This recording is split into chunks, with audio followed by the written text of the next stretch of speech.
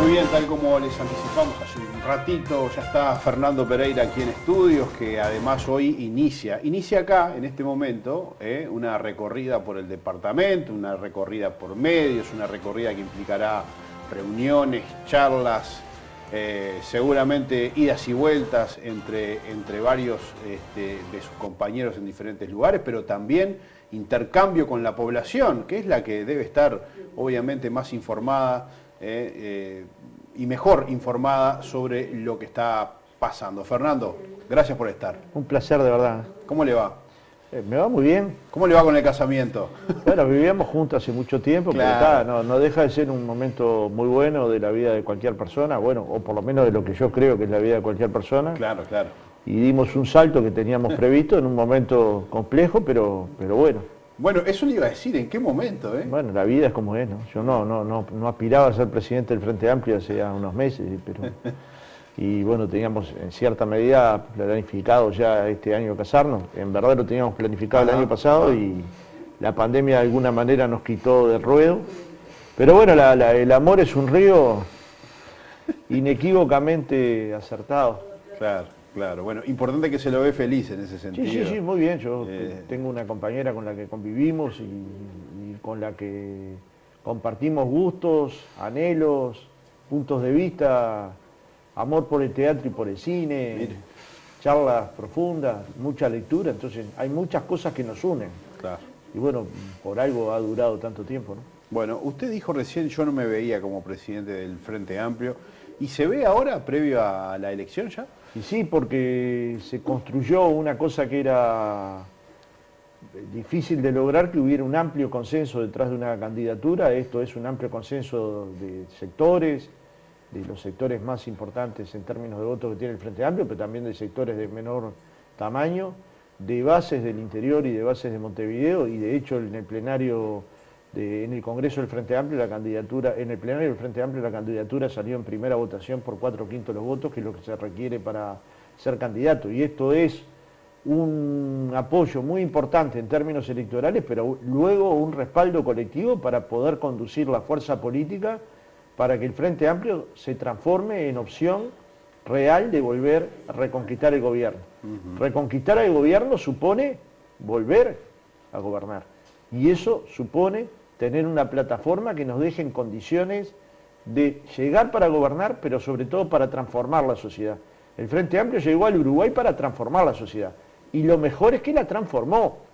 Usted ve, hay un sistema nacional integrado de salud, donde está la salud privada y pública, y todos tenemos derecho a la salud. Nuestros hijos menores de 18 años, que jamás habían tenido ese derecho. Usted ve, hicimos una reforma tributaria. Usted mire y cada niño tiene una computadora, un niño. Usted ve y hubo un plan Ibirapitá. Usted ve y hubo una transformación del salario que aumentó cerca del 60% en general, pero 100% en las maestras, en las profesoras, en los profesores. Sí, 300%, por 3 se multiplicó en el sector doméstico y por 4 en el sector rural. En la policía también, me parece. Y en la policía por 3 también, cerca de por 3.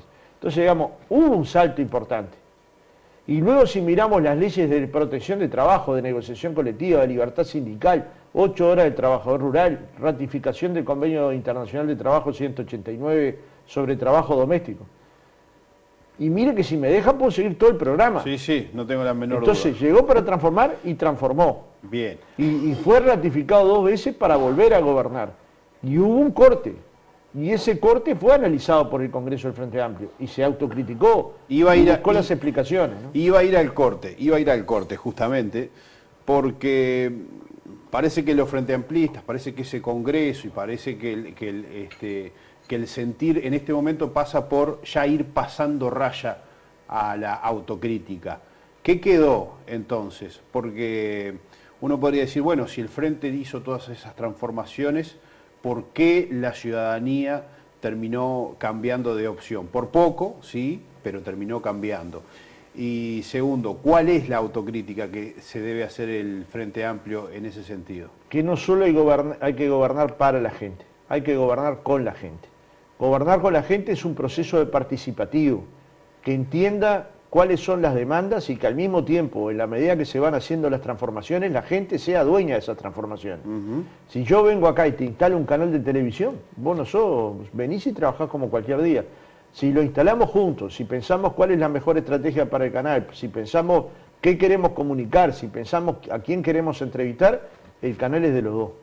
¿Me explico? Claro. Las obras son populares como cuando son hijas de las acciones, de las iniciativas, de los deseos de una sociedad que puja, que quiere felicidad, pero que lo tiene que hacer colectivamente. Sí, si nosotros dejamos al individuo solo, él cree que todos sus avances e incluso todos sus retrocesos son hijos de sus virtudes y sus aciertos. A ver si también pasa por acá, porque una crítica que nosotros hemos planteado en esta mesa, incluso con otros actores del Frente Amplio, es que muchas veces se inauguraban obras y el ministro que había fomentado, o el director, o el jerarca que había fomentado desde una oficina en Montevideo esa obra aquí en el interior, no venía siquiera a cortar la cinta. O venía el ministro y se encerraba en algún lugar, conversaba con 2 o 3 y no le avisaba al resto de la ciudadanía, al resto de sus militantes, al resto de sus votantes. Y a los que no son.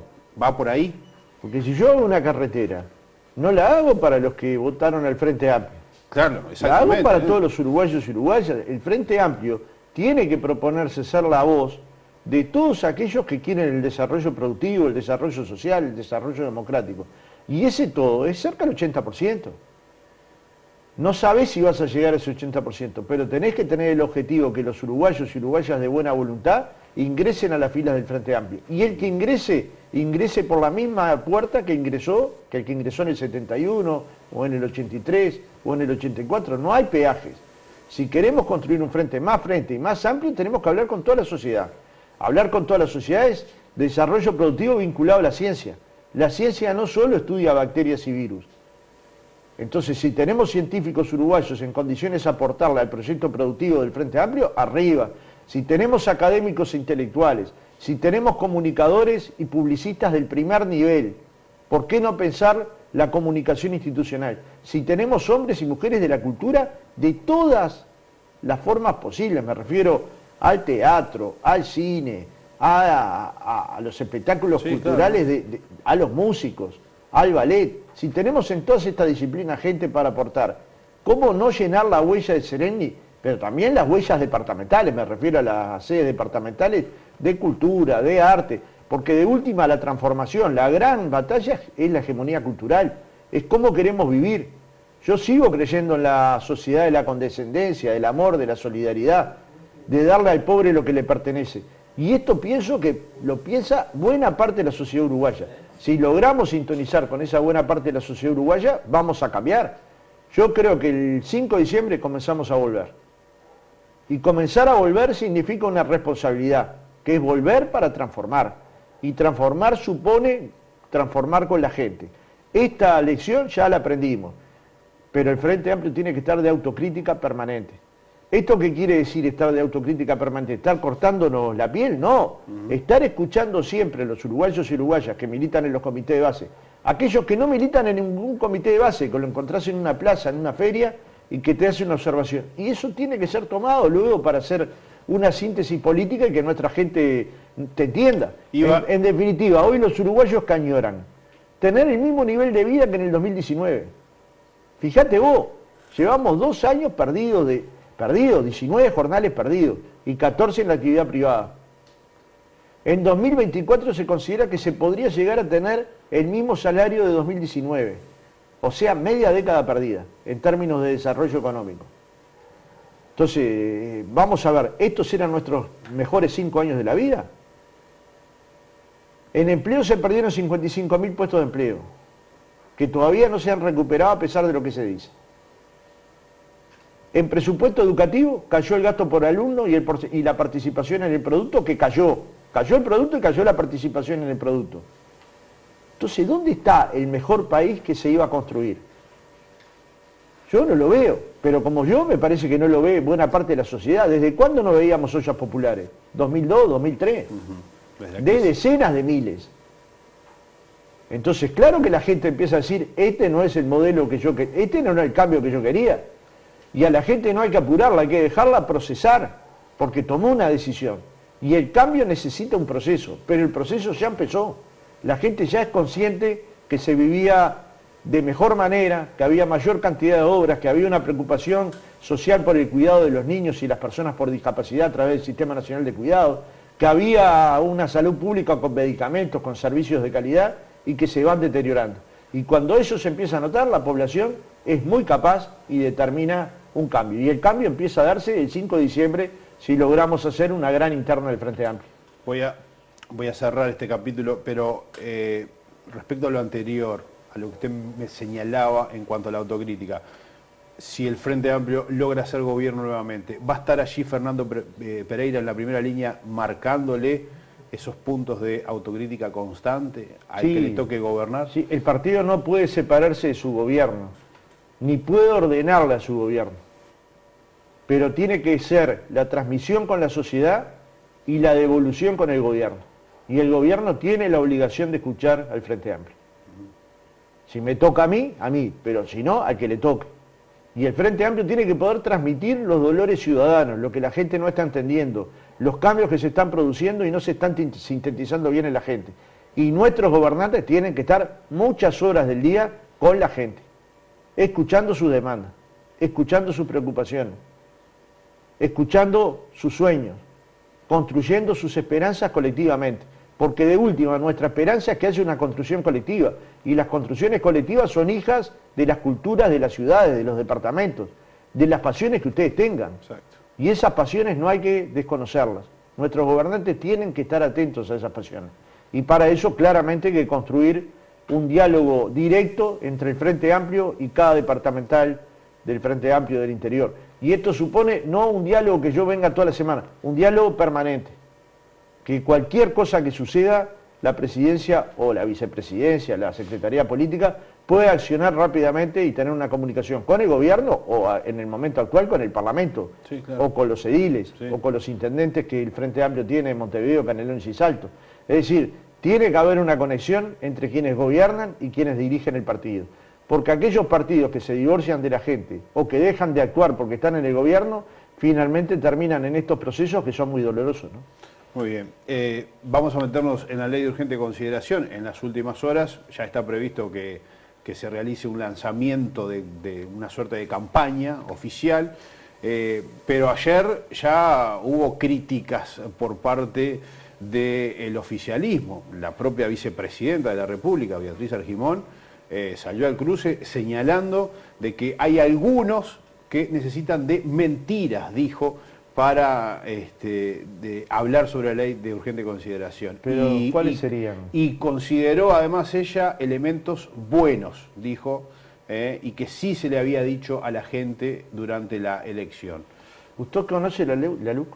Sí, sí, claro. ¿Profundamente? No. Bueno, Le ¿cómo confieso. puede ser popular algo No es que popular, usted no, claro, conoce? claro. Entonces, cuando dice el gobierno, esta ley es popular, lo primero que ignora es que para ser popular tiene que ser conocido. La gente la tiene que manejar, la gente tiene que conocer su contenido. La mayor parte de los ciudadanos, y mire que usted es periodista, usted lee, Sí, sí. Imagínese el que no está en la tarea que usted está. ¿Qué conoce de la LUC? Según la encuesta Factum, el 80% nada. 1 o 2 artículos, 1 o 2 temáticas. Ahora, ¿cuáles son nuestras mentiras? Que le digamos a la gente que se construyó un régimen de alquileres que lo pueden desalojar en pocos días. Lea la ley. Eso está. ¿Eso sabe cómo le llama el doctor Sereta? Vivir en un refugio o en un campamento. ¿A usted le gustaría vivir en un refugio o en un campamento? Recién estábamos viendo las vistas que usted tiene. Si en vez de esa certeza tuviera que vivir en un campamento, en un refugio, que en un mes lo pudieran sacar de su hogar, ¿usted podría tener esa tranquilidad? Terrible. ¿Usted podría tomar ese mate tranquilo en la ventana? No. Claro.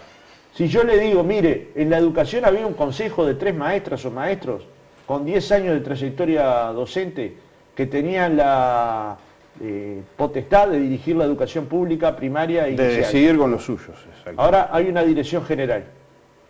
¿Sabe qué pasó con eso? Sacaron al maestro electo por todas las maestras y maestros. ¿Las comunidades escolares están de acuerdo con esto? ¿La educación mejoró en Uruguay? ¿Ha sido más ágil? ¿O sencillamente se debilitó la lógica de que 3 personas puedan intercambiar sobre un tema y tomar la mejor decisión posible? Cuando se dice, lo que pasa es que los sindicatos gobernaban, ¿cómo hacían 1 en 3? ¿Cómo hace 1 en 3 para gobernar? Es el mago Ariel. ¿Me entendés que dicen cosas que son insostenibles? Si luego te digo, la educación inicial dejó de ser obligatoria, cuando todos nos damos cuenta que para el mundo del futuro, para el desarrollo que se está dando, para la tecnología 4.0, para el Internet de las cosas, para la robótica, para la inteligencia artificial, necesitamos tener muchísimos más años de educación formal y que la educación temprana termina siendo estimulante para la formación a lo largo de toda la vida. ¿Eso es coherente?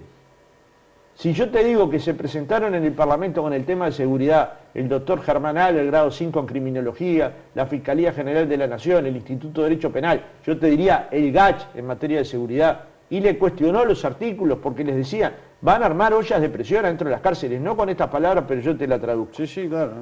Y un año después, el doctor Juan Miguel Petit, comisionado parlamentario para las cárceles, dice las cárceles están en un estado que no permiten que casi ningún uruguayo pueda egresar de la misma habiendo sido rehabilitado, incluso con los derechos humanos vulnerados.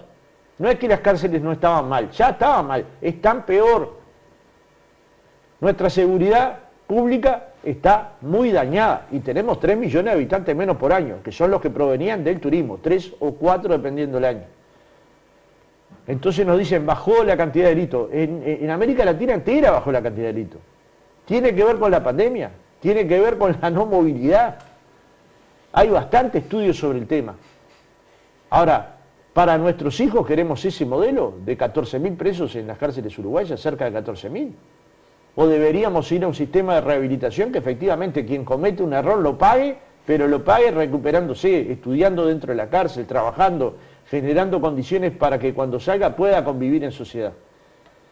Cuando la inclusión financiera le dicen, bueno, ahora usted es más libre, va a poder ir a decirle al patrón, negociar cómo quiere cobrar, si por tarjeta o en efectivo. O en efectivo. ¿Y usted cree que algún trabajador puede negociar cuando está buscando empleo, cómo le van a pagar? Y cuando le pagan en efectivo, la verdad que lo que se fomenta es el trabajo informal. Usted va a ver aumento de la informalidad. Cuando se mida la informalidad y la compare con 2019, acuérdese, va a haber aumento de la informalidad. Entonces, cuando nosotros decimos todas esas cosas, cuando decimos que hubo un estudio entre la Facultad de Ciencias Sociales y el Parlamento para estudiar cuáles eran las leyes con mayor calidad democrática, y la que salió con peor calidad democrática fueron las LUC, particularmente las LUC ómnibus. Y esta Botinelli le llamó ferrocarril. O sea, porque tiene tantos vagones que en un ómnibus no puede entrar. No alcanza. ¿Alguna de estas cosas es mentira? Porque cuando uno le dice mentiroso al otro, le tiene que decir, usted miente en tal cosa. Si no, dejas el titular colgado y nos empezamos a ofender sin decir en qué estamos mintiendo. Hace poco la ministra Analía Piñeirúa dijo lo mismo. Y lo dijo inhibida de poder hacerlo, porque alguien que tiene que estar por fuera de una discusión como esta, sí, en un lugar donde se están contando las firmas... Hay una investigación, exacto. Pero debería haberle pedido disculpas a la sociedad, porque a veces hay temas que se resuelven con una investigación. Pero hay otros diciendo, me equivoqué, tuiteé a una velocidad y simplemente con eso se arregla. Pero finalmente, para decir que el otro miente, yo para decir que vos mentís, te tengo que decir en qué mentís. Claro. Si no, finalmente estamos jugando a la mosqueta. ¿Le preocupa que vaya a ser así? Nos dicen, la sociedad uruguaya conocía. ¿Qué conocía? Están todas las encuestas que dicen que no conocía. Eso es decirle a la gente cosas inexactas. Lo dijimos en campaña electoral. ¿Usted se acuerda que le reclamábamos que dijeran que iba a decir la ley antes de la elección? Y no lo dijeron. Lo dijeron en enero, luego de terminada la elección. Colocaron esta ley de urgente consideración en el medio de una pandemia. ¿Estas eran las urgencias del pueblo? ¿O que 100.000 uruguayos estaban cayendo por debajo de la línea de la pobreza? ¿O que 35.000 de ellos eran niños y niñas? ¿O que se perdían 55.000 puestos de trabajo? Y mientras esto sucedía en la misma pandemia, otros uruguayos, una cantidad muy menor, concentraban 6.800 millones de dólares en este año y medio en bancos uruguayos y en el exterior de ganancias elevadas. Mientras otros para comer tienen que ir a una olla popular. ¿Estas no serán las urgencias de la sociedad uruguaya? Entonces, cuando la gente mide, tiene que medir todas estas cosas. Y seguramente Uruguay, un partido de hombres y mujeres libres, una sociedad de partidos de mujeres y hombres libres, cuando vaya a laudar, no laude por su partido, laude por estas cosas. Y si el Uruguay está peor que en el 2019, va a laudar votando sí a la derogación de 135 artículos, ¿no? ¿Le preocupa, Pereira? Yo le decía recién que el tono vaya a ser en esta campaña, porque ya es una campaña más que declarada, ¿no? Bueno, dijeron que no iban a hacer campaña. Es más, el realismo mágico, ¿no le gusta a García Márquez? Dijeron que no iban a hacer... Bueno, dijeron varias cosas, que no teníamos la firma, que las firmas estaban todas duplicadas, que el número que decíamos no era real, entregamos 100.000 más de las que se precisaban. Hoy ya van cerca de 450.000 firmas validadas. En pocos días se va a estar convocando el referéndum. Ni se cuestiona las firmas. Dijeron que no iban a discutir hasta que la Corte Electoral dijera hay firmas suficientes. Ya hace semanas que están en campaña, sí, organizando el presidente, la vicepresidenta, los ministros, todo el aparato de gobierno en campaña. Y unos porros de profesores fueron separados del cargo por entrar con un pañuelito sin alumnos en las clases en el Liceo de San José. A veces nos tenemos que preguntar si la justicia es tan perfecta, ¿no? Sí, finalmente a esos profesores se les... Sí, pero 6 meses en tu casa. No, claro. Con medio sueldo, te la regalo. Te la regalo. No. Es una cosa dolorosa para un profesor que tiene 30 años de trayectoria, calificación de excelencia, un comportamiento excelente, adorados en el departamento. Yo te invito a ir a San José y conversamos con las comunidades. Los conozco. Un lujo. Entonces, claro que hay cosas que molestan, y a la sociedad también le molestan, no solo a nosotros. Ahora, si este es el tono de la campaña, sí, es un tono aceptable. No tiene que haber agravios, ni insultos, ni descalificaciones. Yo espero que este sea el tono de la campaña, que la gente pueda laudar por ideas y no por empujones. Hay algunos que las quieren llevar a la lógica del empujón, pero nosotros vamos a tratar de no entrar, ¿no? Bien. Usted se va a reunir con mucha gente hoy aquí en Florida, a propósito de eso. ¿Cuál es el planteo que hace el Frente Amplio? ¿Cuál es el planteo que hace esta comisión? Porque la comisión sigue en los hechos, ¿verdad? ¿Qué le va a decir a la gente, además de estos argumentos que usted ya expuso aquí en esta mesa? Bueno, lo que le va a explicar es tema por tema. Tema por tema. Tema por tema. Porque no también se ha concentrado el tema de la seguridad. Siempre se pone el foco en seguridad. Pero si hubieran querido discutir el tema de seguridad, que probablemente hubiera sido sí un tema urgente porque la gente estaba muy preocupada por el tema, hubieran colocado un proyecto de ley sobre seguridad pública. Y el Parlamento hubiera discutido un proyecto sobre seguridad pública. Pero esto no legisla sobre seguridad pública, legisla sobre seguridad pública, sobre el cambio de casi 1/3 de la ley de educación, sobre adopciones, sobre inclusión financiera, sobre economía, sobre empresas públicas, sobre unidades reguladoras. Y mire que si me dejan tengo que seguir todo el programa nombrándole temáticas. Entonces hay que tener la serenidad para explicar cada uno de estos temas, también en bloques temáticos. No podemos explicar artículo por artículo porque usted no me puede invitar 7 horas que yo explique 135 artículos. Es inabarcable. Es inabarcable. Para todo el mundo. Esto es lo que le hace impopular. Esta es que lo hace que la ley no se conozca y por lo tanto no sepa los efectos que sobre la sociedad se genera.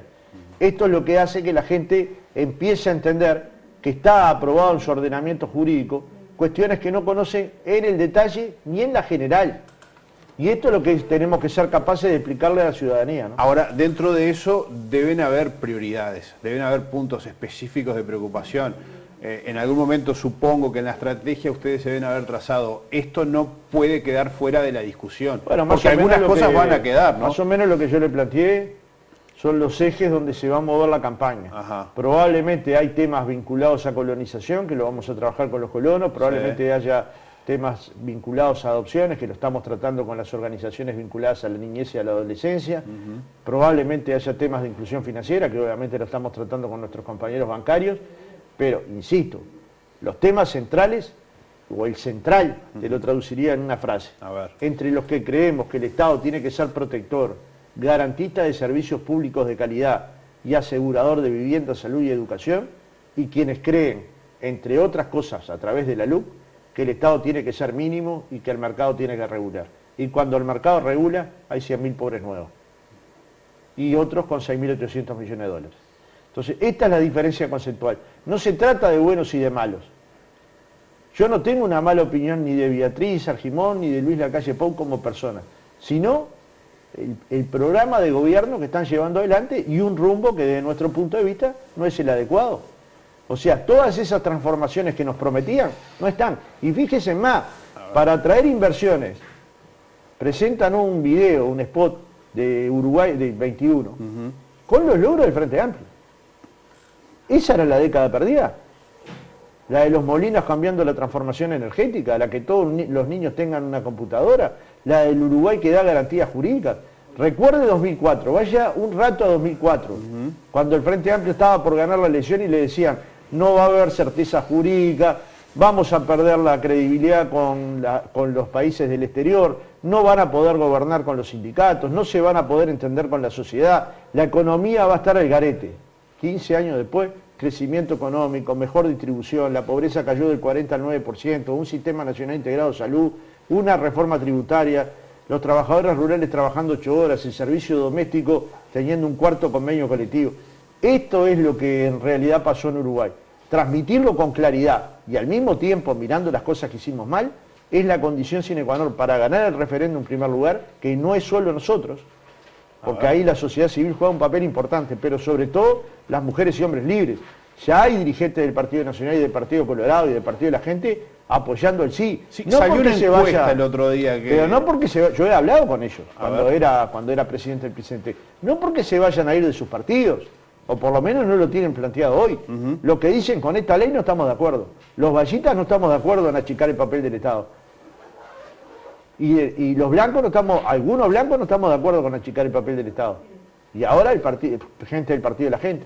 Entonces, digamos, usted me dirá, son pequeños sectores, que es muy pequeña la diferencia que hay. Y probablemente estos sectores que se sumen a la campaña sean los que hagan la diferencia para que sí efectivamente sea mayoritario. Tiene que salir a conquistar esos sectores también. Y estamos trabajando en eso. No solo nosotros, insisto. Esto es fútbol, esto es PCNT, esto es estudiantes, esto es el feminismo. Estamos en un gran proceso transformador de diálogo. Ahora, depende mucho de cuán bien dialoguemos con la sociedad, de que no le levantemos muros por delante al resto de los uruguayos, de que podamos conversar igual con cualquier uruguayo, aunque tenga diferencias con nosotros, porque después de todo, nosotros vivimos en un país maravilloso donde todos podemos hablar con todos. Uno de los análisis que se hacen los corrillos, todavía no se ha dicho públicamente, pero es por parte del oficialismo es, bueno, ojo que si ganan el referéndum se posicionan para recuperar el gobierno. ¿Ustedes ya hicieron ese análisis también? Y si no lo ganamos también. Y si no lo ganan también. Porque 2024 no tiene que ver con el referéndum. El referéndum es un problema de modelo de país. ¿En qué país queremos vivir? Si en un país con Estado protector o en un país con Estado débil. Pero luego, por ejemplo, en el año 92, la ley de empresas públicas se derogó con 72%. El Frente Amplio tenía un poco menos del 30% en la elección anterior, 90. Luego, 89. Luego en la elección 94, el Frente Amplio llegó al 32% de los votos. Pero en el 92, el plebiscito de empresas públicas se derogó con 72% de los votos. Si eso hubiera sido tan claro, el Frente Amplio hubiera ganado en el año 94. Y le ganó Sanguinetti al doctor Volonté, creo que por 11 o 12 mil votos. Es decir, que el Partido Nacional estuvo a punto de mantener su gobierno. No hay una elección de medio periodo, no hay una elección entre partidos, hay una elección sobre qué Estado queremos tener para qué sociedad. Bien.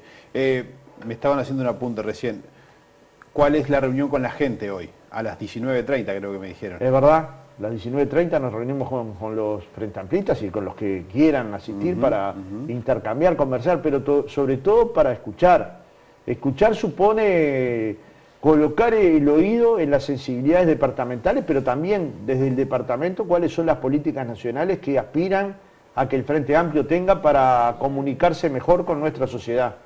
Si se comunica mejor con la sociedad, si de nuestras conversaciones vamos tomando apuntes, como lo hemos hecho ayer en Flores, como lo hemos hecho el fin de semana en Piedras Blancas, en Canelones, en la feria de un poquito más allá de San Antonio, si en cada lugar de estos vamos tomando nota de cuáles son las aspiraciones de los Frente Amplistas, seguramente cuando lleguemos a la presidencia del Frente Amplio estaremos construyendo un frente y más amplio, más abierto, con la huella y las huellas abiertas a la comunidad, a los jóvenes, a los feminismos, a la gente que está dispuesto a transformar la sociedad para que la sociedad sea colectivista, para que prime la sociedad de la condescendencia, del amor, de la solidaridad y al mismo tiempo del desarrollo.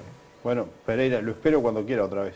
Y yo también, cuando vaya a Montevideo, le invito a un café. Usted me invitó uno, yo No, le devuelvo la invitación. A propósito de lo que estuvimos hablando, ¿Cómo no? tienen, Con mucho tienen gusto. que andar más seguido. Sí, yo venía por el PCNT, usted sabe, muy Sí, seguido. O sea, sí, ya hemos estado acá en hace esta 30 mesa, años sí, que vengo claro. recorriendo el país, pero nadie conoce mejor su comarca como el que vive en ella. Exactamente. Yo puedo venir 100 veces, Sí. pero no voy a conocer ni mínimamente igual de lo que la conocés vos. Cada vez que venga la voy a conocer un poco más. ¿Es un mensaje para los ediles eso? Para todos, Ah, es para todos. Nosotros tenemos la necesidad de gobernar con la gente. Si son ediles, si son alcaldes, si son diputados, si son senadores, si son intendentes, y si llegamos a la presidencia, y los ministros, y los directores de secretaría, y los directores de cada área. Muy bien. Nuestra comunicación con la gente es la herramienta fundamental. El Frente Amplio pasó de 20% a 50% en poco tiempo. En poco tiempo para la historia de un país, ¿no? sí. Porque miles y miles y decenas de miles pasaron de los partidos tradicionales al Frente Amplio. ¿Y por qué pasaron? Porque encontraron allí un proyecto esperanzador. Nuevamente, creo yo que el 5 de diciembre comenzamos a reconstruir el proyecto esperanzador que la gente necesita para soñar, para tener esperanzas, para construir su futuro.